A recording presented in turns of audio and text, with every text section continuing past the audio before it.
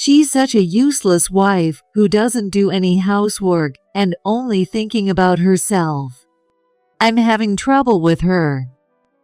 You're our daughter-in-law, so don't slack off on the housework.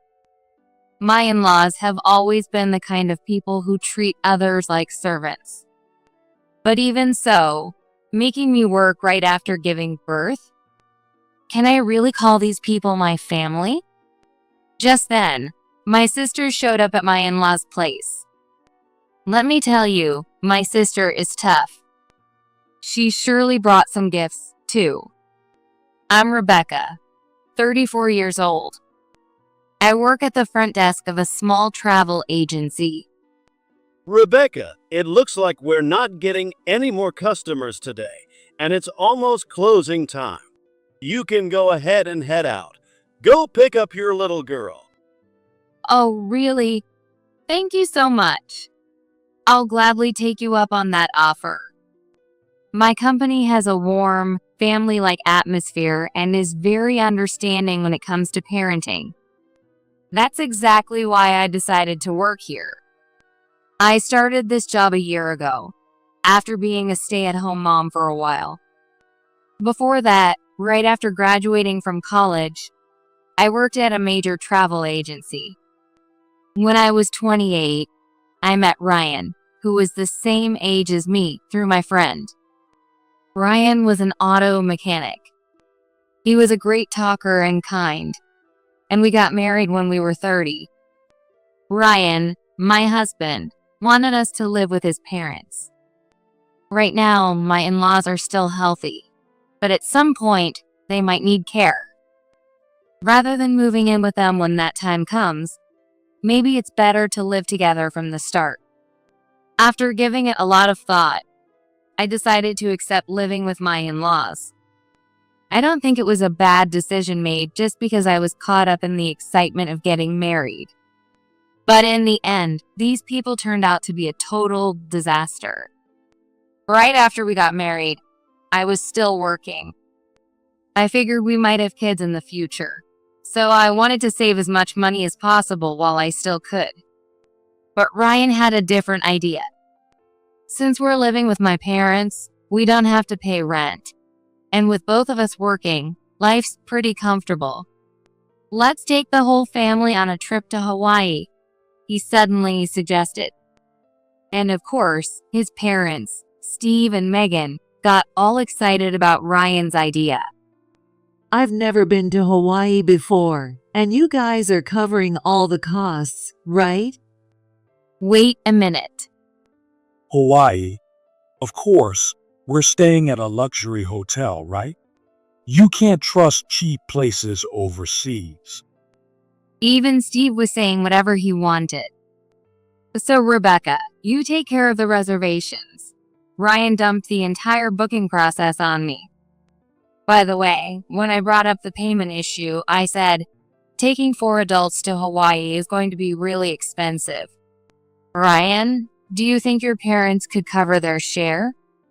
You also have some savings from before your marriage, don't you? You're already part of this family, which means your money is ours. Use your savings to pay for the trip.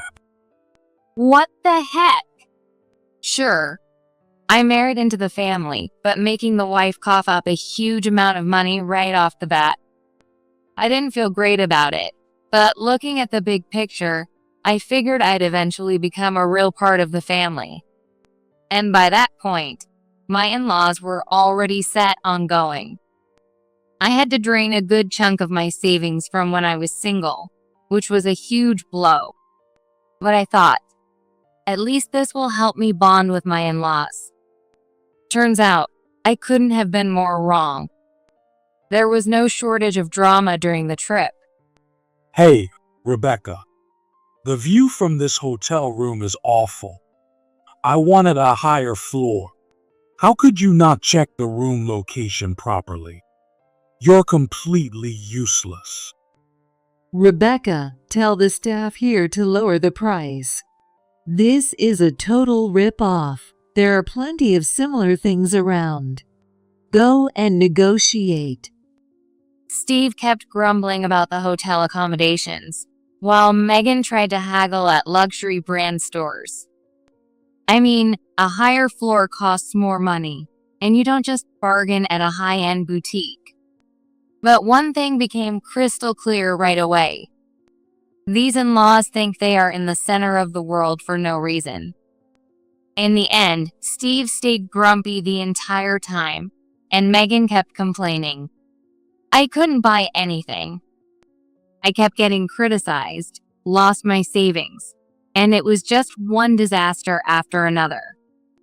I figured they just didn't understand the basics of traveling abroad. At the time, I tried to convince myself of that. But after we got back home, something changed. The situation got even worse. My in-laws suddenly started treating me horribly. Rebecca, dinner tonight is awful. How did you even manage to make something this bad? It tastes like animal feed. I'm sorry. And make sure you clean up the front entrance properly. It's embarrassing if guests come over and see a mess. You're so thoughtless. Oh, okay. Even though Ryan and I both worked full-time, somehow, I was the one stuck doing all the housework, including everything for my in-laws. Steve worked as a government employee, but Megan was a stay-at-home wife. Then, while we were at work, Megan would invite her neighbors over for endless chit-chat or watch concert DVDs of her favorite K-pop singers, singing along at the top of her lungs. One day, a neighbor stopped me and gave me a warning. Hey you, can you stop singing in that weird voice all day? It's really annoying. I already told Megan, but she won't stop and I don't know what to do. Wait. Why am I the one getting blamed? It wasn't even me. Apparently, Megan was embarrassed about getting complaints from the neighbors, so she decided to tell everyone that I was the one singing. I went to Ryan and asked him, "Hey, can you tell Megan to stop blaming me for her weird singing?" Then Ryan said, Mom probably just wants to sing sometimes. Let her have her fun. "No, that's not the issue. I don't care if she sings. But Megan is totally tone deaf, right? So when our neighbors complain, she tells them I'm the one singing, and now everyone's looking at me weird." Who cares? Let people say whatever they want. Stop bugging me with stupid stuff while I'm playing my game. He was completely glued to his phone, playing a mobile game, and wouldn't even have a proper conversation. And then, maybe Megan had overheard our discussion, because a few days later. Oh no! The moment I got home from work, I screamed as Megan splashed water all over me at the front door. What the heck? I was just cleaning the entrance. It's so dirty, thanks to a certain tone-deaf someone who never cleans properly. Always singing those weird songs. You're a nuisance to the neighbors too. Soaking wet, I looked up to see Megan smirking as she shouted loud enough for the neighbors to hear. Just because she got called tone deaf, she really had to take it this far? This was straight up childish bullying. Then Steve jumped in too. "Rebecca, you forgot to iron my shirt. I'm leaving in 30 minutes, so hurry up and do it." He tossed his shirt at me like I was some kind of servant. Are you kidding me? I have to get ready for work in the morning too. I'm already swamped with making breakfast and hanging the laundry, and now I have to iron too. Megan, I'm really short on time. Would you mind taking care of it? You should have prepared better. Do what you're supposed to do yourself. She said this with a completely straight face while calmly eating her breakfast I had made. Do what you're supposed to do yourself. Shouldn't Steve or Megan be the ones handling Steve's clothes? And as for Ryan, he was still living his life exactly the same as before we got married. enjoying himself without a care in the world. Even if I got home early from work, Ryan never lifted a finger to help with the housework. On weekends, if I asked him, "Hey, can you come grocery shopping with me?" he would just say, "No way. It's my day off and I want to relax." And then spend the whole day glued to his video games. I'm off today too, you know? Rebecca, isn't lunch ready yet? Hurry up, you're so inefficient. What a useless wife. Hey, where's my coffee? Even on weekends, I was nothing more than a servant to my in-laws. When was I ever supposed to get a break? A year into our marriage, I got pregnant. In the early months, I struggled with terrible morning sickness. Just smelling fried food made me feel sick. So I asked Megan, Megan, my morning sickness is really bad. Could you take over cooking for a little while? But her response? Morning sickness. You'll get used to it. Here, breathe it in properly. Then she shoved a freshly fried piece of chicken right up to my nose. It felt like some kind of food torture. Stop it. I really can't take it. I covered my mouth and Megan smirked. Oh my, you're really so weak that you're trying to push cooking onto someone else over something like this?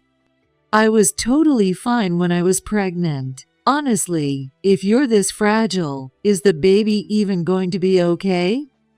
Or are you just being lazy? She just kept throwing insult after insult. Does she not even realize that early pregnancy symptoms vary from person to person? She might have been fine, but plenty of women suffer terribly from morning sickness. I was really hurt, so I decided to talk to Ryan. Hey Ryan, I think I'm having a rougher time than usual in early pregnancy. My morning sickness is really bad, and I need Megan to help out, but she just won't listen. Could you ask her to be more understanding? Oh yeah, Mom already told me. She said you're just trying to get out of doing housework. Wait, hold on. I'm not trying to slack off. I really feel awful. But it's not like you're sick, right? Every mom in the world goes through this, so it can't be that bad. Just do what you always do and handle it. What the heck? Since no one was willing to help me, I had no choice but to find ways to cut down on my chores and get things done faster. But then, Oh my, Rebecca, you're making such simple meals again. Just grilling something or tossing ingredients together. Looks like you're getting a little lazy. Do it over. Megan tossed the meal I had worked so hard to prepare straight into the trash. Make something more filling next time. And just like that, I was treated like a servant even during my pregnancy. But none of this had anything to do with my baby. I wanted to discuss and carefully choose the things we needed for our child with Ryan. But when I opened a parenting magazine and showed it to him, all he said was, "I dunno, just handle it yourself." That was it. As if I wasn't just as clueless as he was. This man had absolutely no sense of responsibility as a future parent. It became painfully clear that I couldn't rely on him for anything. As I entered my third trimester, I decided to quit my job. At first, both Ryan and his parents were completely against it. If Rebecca quits, our household income will go down. You better go back to work as soon as you give birth. I'm retiring soon. You need to keep working. Oh, so you're planning to be a stay-at-home mom and take it easy. Must be nice. Women have it so easy. They all had something to say. It wasn't like I had planned to quit either. I had wanted to take maternity leave, go on parental leave, and return to the job I loved. But living in this house, I realized there was no one else who would take care of my child but me. Since they kept pushing back so hard, I finally snapped and fired back. Okay, then after my baby is born, who's going to take care of them? It's not like I can immediately get them into daycare, and if they get sick, they won't be able to go at all. If I have no choice, I'll take time off. But when I can't, will any of you step up and help? What are you talking about? Raising a child is the parent's responsibility. You can't just dump it on others. No, I wasn't trying to dump anything on them. I was just asking for a little support. This was their own child, their grandchild, and yet not a single one of them was willing to step up. That realization hurt. To them, I was just an outsider who happened to marry into their family. I'm not saying I'll never work again. Once the baby is older, I'll look into going back to work or taking on a part-time job. But while they're still small, I want to be the one taking care of them properly. After hearing that, the three of them reluctantly agreed. And so, I quit my job before giving birth. But even up until the very last moment of my pregnancy, they still made me do all the housework as usual. Finally, the day of my scheduled delivery arrived. I had opted for an induced birth and was already admitted to the hospital. Megan started ranting nonsense about it, saying, "That's unnatural. You should wait for labor to start naturally. I just can't keep up with how young people think these days." I felt it was dangerous for me to stay in this house without any support. By this point, I had stopped caring about them, and I was only thinking about my baby. A mother has to be strong. I safely gave birth and contacted my in-laws, but all Ryan said was, "Oh, okay. So, when are you coming home?" Not a single one of them came to see me or the baby. Meanwhile, my parents and sister rushed over right away to celebrate. She's adorable. And you did such a great job. Hearing my mom say that, I suddenly felt relieved, and tears started streaming down my face. That's right. I had done it all on my own. If I could give birth by myself, then surely I could handle whatever came next at my in-laws' house. Or so I thought. On the 6th day after giving birth, I returned to my house with my newborn daughter. Waiting for me was Megan. "Finally, you're back. Now, clean the house," she ordered. Wait a second. I literally just gave birth a few days ago. My body wasn't even close to recovering yet. And she wanted to dump housework on me already? What kind of person does that? But dust isn't good for a newborn. So, despite being completely exhausted, I forced myself to clean. Then, just like before, I cooked dinner and did all the cleanup. While I was busy, my baby started crying, but neither of my in-laws even made a move to help. Even though I had brought the baby home, neither of them even bothered to take a proper look at their grandchild. On top of that, Ryan didn't come home that day. I had told him the discharge date over the phone. The next day, when he finally came back, I asked him, "Ryan, where were you yesterday? I just brought our baby home." I just went out for drinks. I am busy working, so don't nag me about it. Ryan said bluntly. Did he not feel even the slightest urge to see his newborn baby? As I had expected, nothing changed in the way I was treated after giving birth. Even though I was sleep deprived from the baby waking up at night, I was still forced to do housework and keep up with daily life as usual. I had at least hoped Ryan would help out a little with the baby, but all I got was, "I don't know how, so no," as if he had zero interest from the start. He didn't even try to hold the baby. My in-laws weren't any better. She doesn't look like Ryan at all. Not cute one bit, Megan said, barely glancing at the baby. They didn't even try to hold her, let alone show any affection. And then they actually had the nerve to say, "Is she really our grandchild?" Seriously? Did they really think a wife they had worked to the bone had the time or energy to go out messing around? The moment the baby cried even a little, they'd snap, "Shut that baby up," or "The neighbors are coming over soon, so take the baby and go out somewhere." Rather than being treated like family, I was treated like an outsider. Do these people not understand that babies cry? Weren't they parents themselves at one point? Left with no choice, I put my baby in the stroller and went out, even though I had no errands to run. I felt completely drained and empty, but I knew my baby had no one else to rely on but me.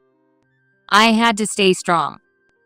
Just as I was thinking that, I spotted a bakery in front of me. When I'm feeling down, sweets are the best way to lift my mood. I might as well celebrate my baby's birth too. I bought 4 puddings for the family. Pudding is my favorite dessert. Back when we were dating, Ryan used to buy them for me or take me to nice places to eat them. But in the past few years, he hasn't brought me anything at all. As the temperature dropped, I headed home, only to find that the neighbors were still there, chatting happily with Megan. I didn't want to interrupt, so I quietly stepped inside. Rebecca is becoming a stay-at-home mom, right? Does that mean we'll have to listen to that awful singing all the time now? One of the neighbors joked. I'm so sorry for being stuck with such a nuisance of a daughter-in-law. She's so full of herself. She even decided to become a stay-at-home mom all on her own. Steve is retiring soon, so we could really use an extra income. But no, she just does whatever she wants. Seriously, she's such a useless wife who only thinks about herself. It's ridiculous. She can't even handle housework properly, and she thinks she deserves to stay home? 100 million years too early for that, don't you think? If anyone here is only thinking about themselves, it's you. And once again, they blamed that awful singing on me. That night, while preparing dinner, I suddenly came down with a high fever. It was probably from overworking myself right after giving birth. And yet, no one helped with the baby, and Ryan didn't even come home. Late at night, when my fever finally started to go down, I got up and headed to the kitchen, thinking I should eat something. That's right. I bought pudding earlier. But when I got there, Ryan, who had just come home, was already eating the pudding I had bought. On the table, there was already one empty jar. And now he was reaching for a second one. Wait, why are you eating 2 of them? I was hungry. Then Mom and Dad said there was pudding, so I ate it. One of those was mine. It's just pudding. What's the big deal? Don't be so stingy. Besides, you're just pretending to be sick again so you can slack off, aren't you? Seriously, cut it out. Mom told me again. Rebecca is getting lazy. Just do your part properly. Ryan muttered as he shoved the last pudding into his mouth, then tossed the empty jar at me. Do your part properly? Who the hell is telling me that? That's exactly what I want to say to all of them. Ryan wasn't the person he used to be. He had probably even forgotten that pudding was my favorite. They call me a failure as a family member? Fine by me. If that's how they see me, then I'll be the one to cut them off first. Pudding may be sweet, but the bitterness of being denied is not. The next day, I returned to my parents' house with my baby. The moment I arrived at the front door, my parents came out to greet me. Welcome home, sweetheart. You did well coming back. Come inside. As they spoke, they gently took my baby from my arms and carried my bags inside. This is what real family looks like. Oh, Rebecca, what's wrong? Are you feeling sick? Hearing my mom's voice, I suddenly realized I was crying. As my dad took care of the baby, I sat down with my mom and told her everything that had happened. Oh dear, that must have been really tough on you. I wanted to stay strong for my baby, but I realized that living in that house where I'm not even seen as family isn't good for the baby either. That's why I've decided I need to move on. I see. Well, you don't have to worry about a thing. Your dad and I are more than happy to have you and your baby here. It's just the two of us old folks, after all. With you two here, our house will feel much livelier. Mom's words were so full of warmth and encouragement. Then she handed me something. Here, eat this and get your strength back. Really? You love pudding, don't you? I heard you were coming today, so I made sure to have some ready. Looking down at the pudding in front of me, I felt my tears well up again. It meant so much that my mom cared enough to think about me. I wanted to be this kind of parent, too. I was certain that I could not stay in that house. Just as I was thinking that, I heard two voices from the front door. We're coming in. Walking into the room were my sister, Kate, and her 3-year-old daughter, Maddie. As soon as Maddie spotted me holding the baby, her eyes lit up with excitement. There's a baby! Can I see? Can I touch? Watching Maddie play with the baby filled me with happiness. As I was lost in thought, Kate suddenly spoke up. Are you thinking about moving back home? What makes you think that? I can just tell by looking at your face. And besides, I've been there myself. Kate said confidently. That's right. She had been through her divorce and was now raising Maddie on her own. She continued speaking. Also, I saw something. What? Is Ryan at work today? Yeah. It's his shift and he left in his work uniform. I even made him a lunch this morning. Well, I don't think I was mistaken, but if I am, I'm sorry. On my way here, I saw him walking with a woman. I didn't say a word. Then, I finally gathered my courage and spoke up. Hey, Kate. I need a favor. 1 month later, Kate came to visit my home, bringing Maddie along with her. We're here. Oh, Kate and Maddie, welcome. As I welcomed them, Megan appeared. Oh, Kate, were you planning to visit today? Rebecca didn't tell us anything about it. Seeing Megan glance at me while asking, Kate responded. It's been a while. Sorry for dropping by unexpectedly. I was visiting my friend nearby and thought I'd stop by after calling Rebecca. I also wanted to see the baby. I hope you don't mind. Come on, Maddie. Let's go see the baby. Oh, and here, I brought some pudding as a little gift. Kate handed a cake box with pudding inside to Megan, almost shoving it into her hands, and quickly stepped inside. She found the baby, leaned in gently, and gazed at her little face. Then, while looking around the room, she commented, This place is spotless. I wouldn't have guessed there's a newborn here. When Maddie was little, I barely got any sleep, and the house was always a mess. But for it to be this clean, Megan, you must be very meticulous.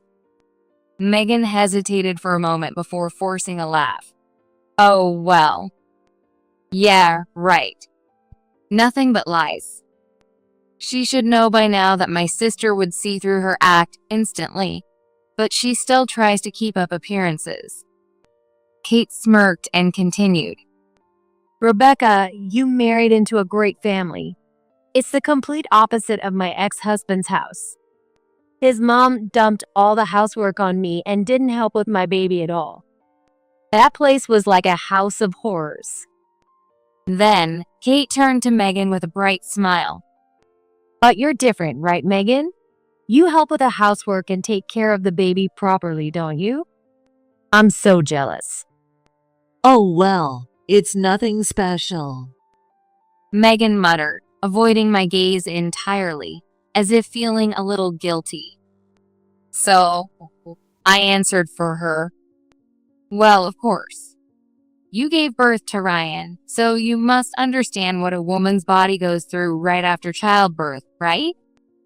A woman's body after giving birth is like she's been in a car accident.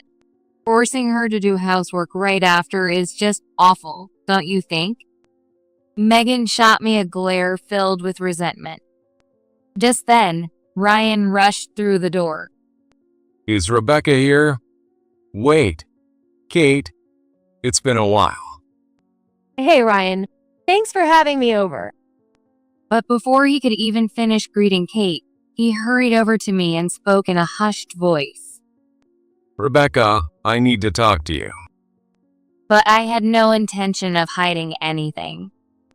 Oh, talk? Go ahead, right here. Not here. It's something important. Can we talk somewhere else?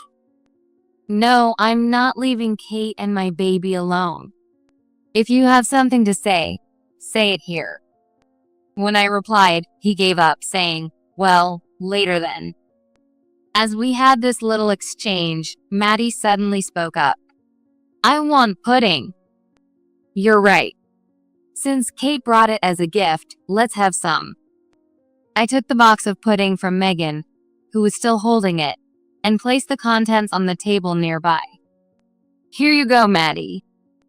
Yay! Pudding is so good.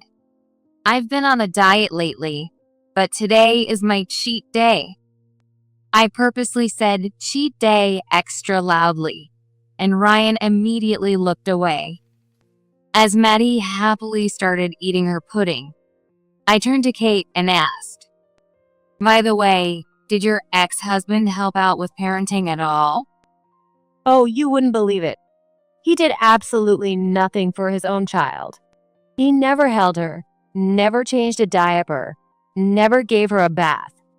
Whenever she cried, all he'd say was, hey, she's crying. Like, what the hell? Whose kid did he think she was? And while I was running around exhausted from taking care of Maddie, he was cheating on me. He was seriously the worst man ever. Kate passionately told her story right in front of Ryan. Ryan, you're not like that, right? She leaned in toward him with a sharp look, and I followed suit. Yeah, right. A father who doesn't help with raising his own child is just an irresponsible loser, don't you think? A terrible excuse for a human being, right? Ryan, seemingly overwhelmed by our pressure, stammered, well, I guess so. At that moment, as if I had just remembered something, I asked Kate, oh, by the way, did you bring it? Oh yeah, I've got it right here. She pulled a brown envelope out of her bag and handed it to me. I checked the contents and then called out to Steve. Steve, could you come here? There's something I need you to hear. Useless daughter-in-law, what do you want from me? He came mumbling. Sorry, everyone. My sister saying she just happened to be in the area and stopped by was a lie.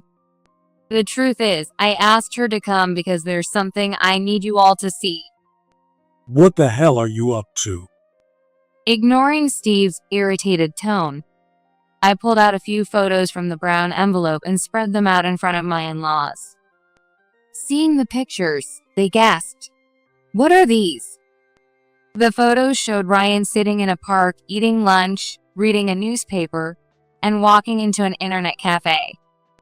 In every photo, he was in his work uniform, and it was clearly the middle of a weekday.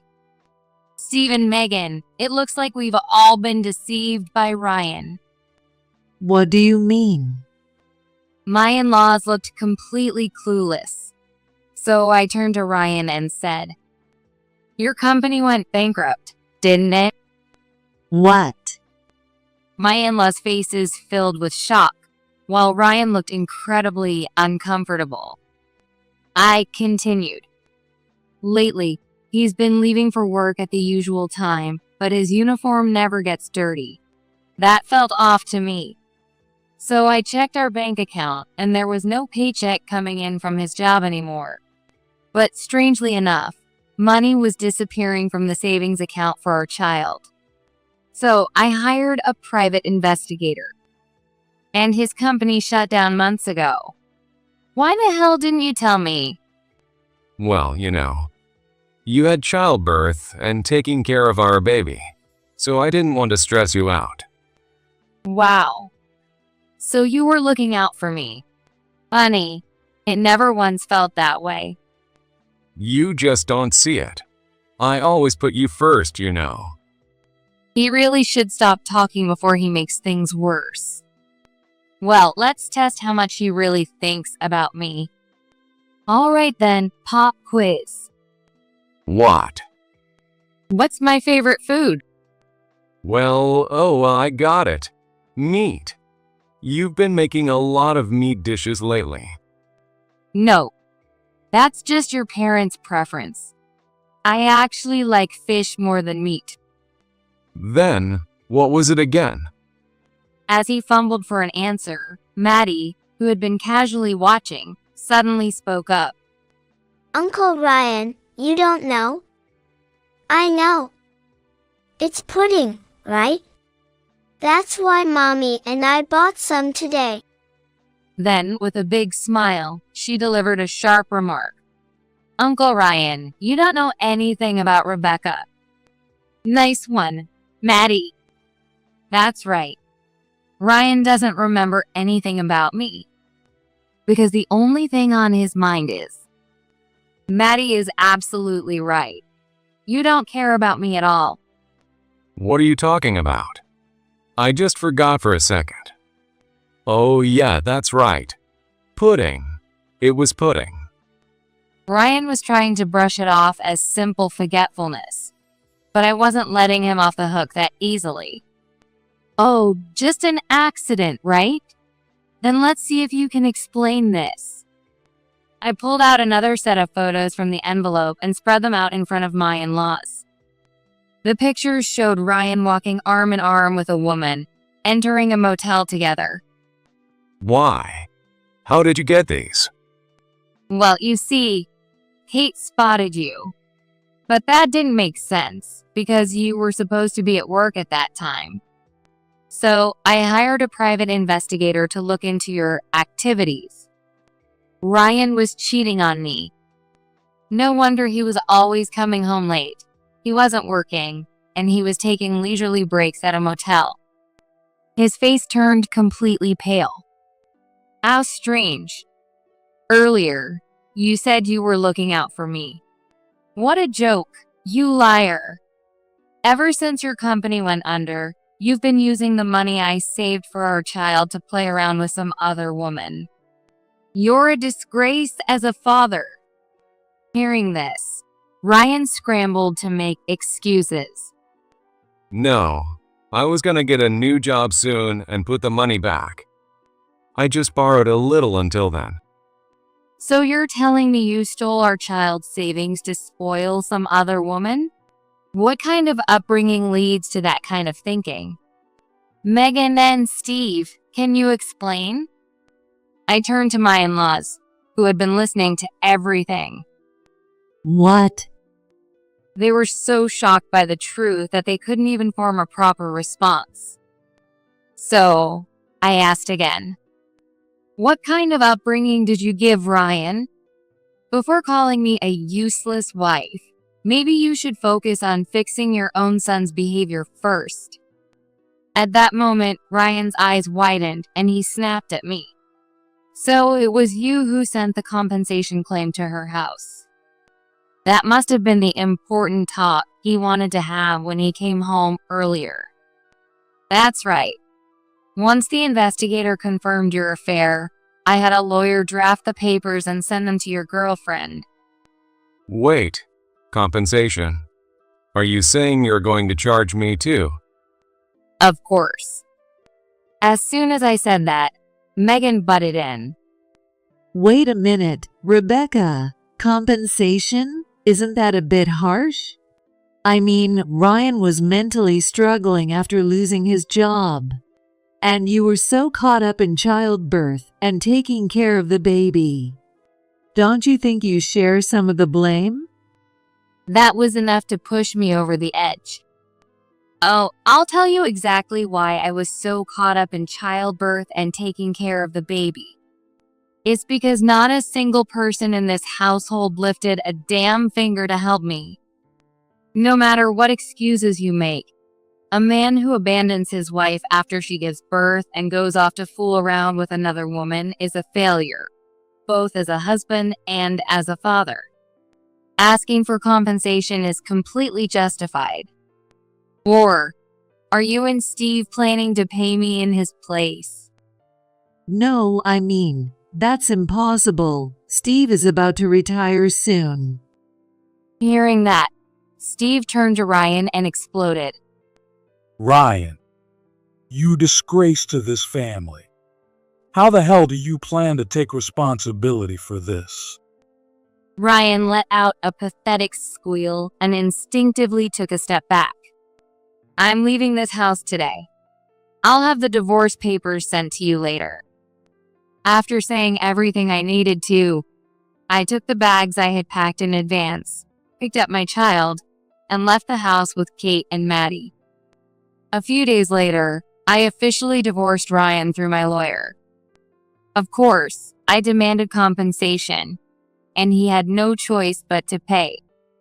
Considering he was unemployed, coming up with the money must have been a nightmare for him.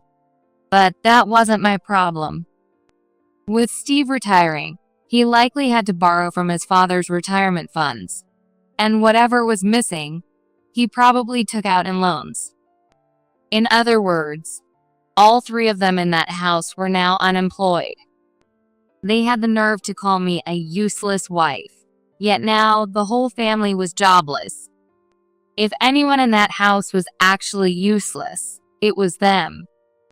As for Ryan, after more than a month of living a carefree, jobless life, he struggled to get back into the workforce.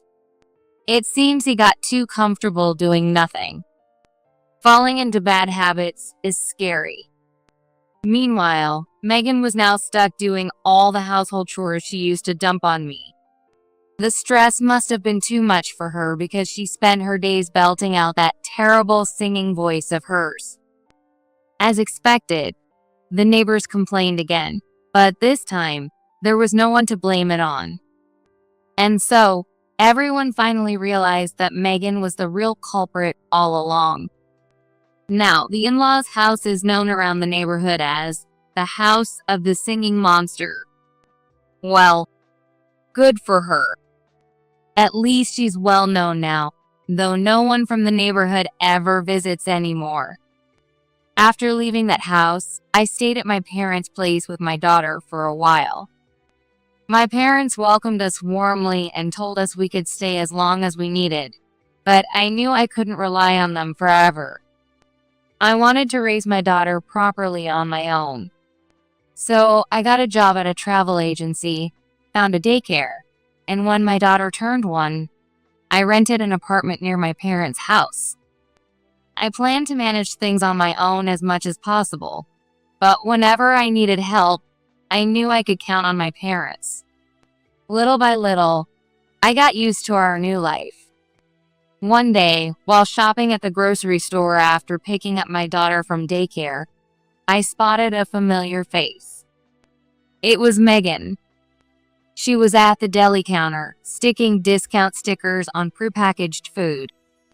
She looked noticeably older, her skin lacking its previous glow, and she seemed more worn out than before.